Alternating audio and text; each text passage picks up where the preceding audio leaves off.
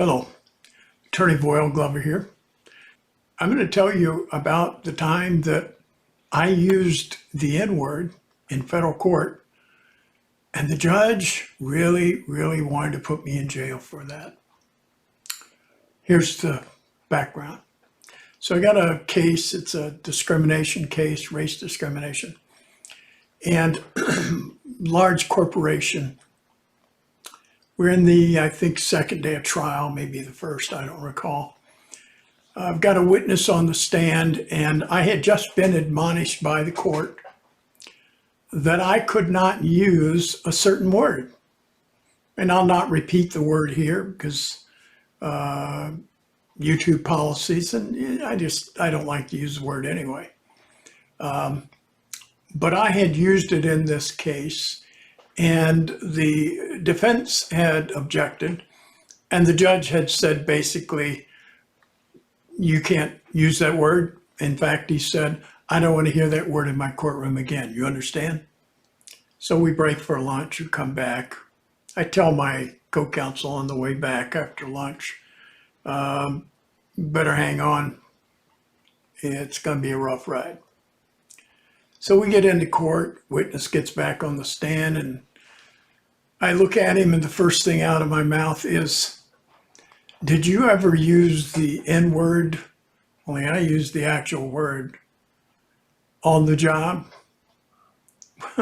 Defense counsel jumps up. Objection, Your Honor. He's using that word again. You told him he couldn't do that. The judge is furious, beet red. Points at the jury. Out. Get the jury out of here. So the jury goes out. He was ready for me. That old, he was ready. He's got a big law book sitting on his podium desk there, and I could see it's marked. Well, he leans forward in this serious, mean voice, said, Counsel, unless you had a very good reason for doing what you just did, and I don't think you do, you're in a lot of trouble. He leans back, pulls his book open, starts reading from this case, and basically says on such a date, Judge so-and-so had occasion to issue some very severe sanctions against a young lawyer who, after being admonished not to say a certain thing having to do with evidence, did it anyway. And so the judge, and then he goes on to say a little bit of what the judge did. Now, you want to tell me your reason, counsel? He just sits back. So I looked at him, I said, Judge, you've got me very confused. You say one thing and then you say another. You've got two inconsistent rulings here. I said, I'm not sure which one to follow. What are you talking about? I said, well, in the depositions that were marked up last night, I asked every one of the defense witnesses, every one of those witnesses which we've also called, which were supervisors, whether on the job they'd ever used the N-word. And they said they all had.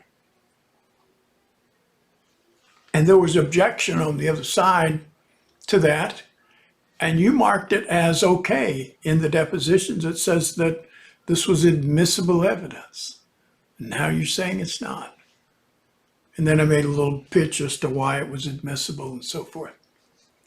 And see, what I'd done was I'd taken the depositions. I say we, co-counsel, we'd taken the depositions of all these witnesses, these supervisors, and the question I'd ask each one of them was, have you ever used the N-word on the job?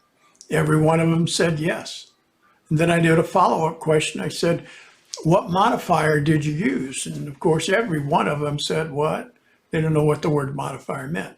Well, were you just walking down the corridor or walking somewhere and all of a sudden you just said, the N, and I used the word, or were you going along and you said, the word a is a modifier. You say a in, is that the way it went? Well, of course, none of them did. They all had modifiers, and they weren't very nice modifiers. And I knew that, and they knew that. And of course, when the judge read the deposition, well, he didn't really read it. I knew one of his clerks had really read it and marked it up. They knew also, and they knew it was admissible, and that's why they had marked those depositions and those sections as admissible.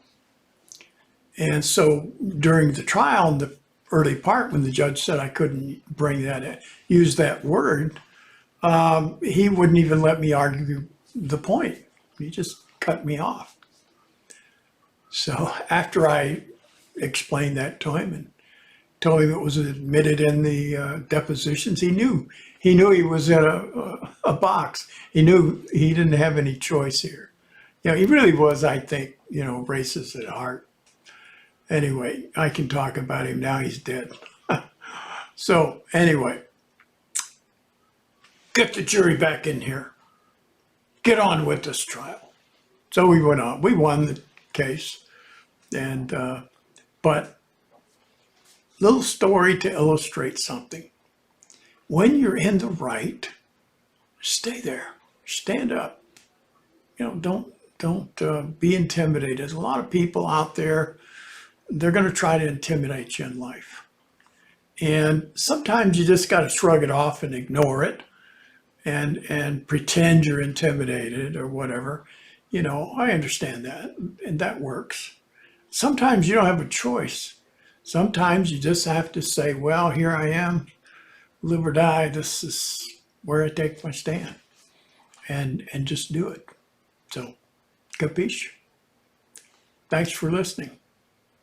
See you later.